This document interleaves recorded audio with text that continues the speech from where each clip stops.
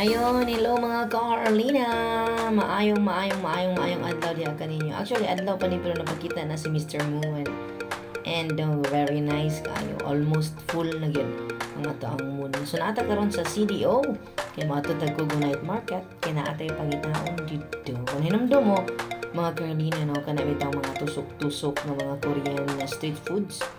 Na sumatong pangitaon dito kay murag na amis na ito nakita taga post put sa Facebook. So mga atong atuon. Nakita lagi na ako nakita itong yagi sa vlog. Nagani ang kaning mga fish balls, shark. Ito ay crab balls, squid balls. Kami tayo crab sticks, fish cake, na ito po actually na nabili ako nagka-steam na. Everyday ka na ni sir? So, ito ba dahil may mga uba na limot ng kita ilagaw ko. Muna na siya mga Korean foods ha. And then, into tusok na siya dami ka rin sa mga Kogon night market. So, hindi pala night na na ang mga vendors.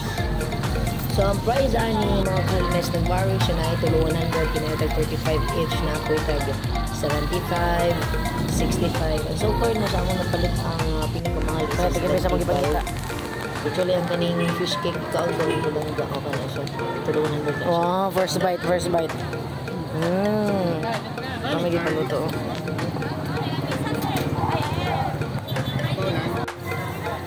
Ano yung gipanita? Kanjo. Gabi, kumusta ang lasa? Kumusta ang lasa? Isa? Ano ba? So, kanina yung mga white, mga squid balls. Oo, kung hindi ko masayot, kung masayot. Kung tag 100 na siya, tag 35 each. Then, ano na, serve na. Wow, lamig tayo. Tapos tayo fish cake, ma'am. 35, ma'am. So, before din ito, mula was bowling mga kami na kapit sa kadayan sa may Jarbora Extension kay magkaon ang salad. Dahil salad yan na lang. Wala lang ko nagkaakuan sa store. Pero diyan ako sa kanang kung muagi ka nasunod magsukot ka, magsukot ka diyan ito gawas ka. Iyong ipagtuyok ni mo no kaingon ka sa mga Jarbora Extension or basta sa kupan niya siya. Na diyan rin mo makita ang kanina ang salad. Mga lamian, kaayon. Somdet may palangga. Food trip day.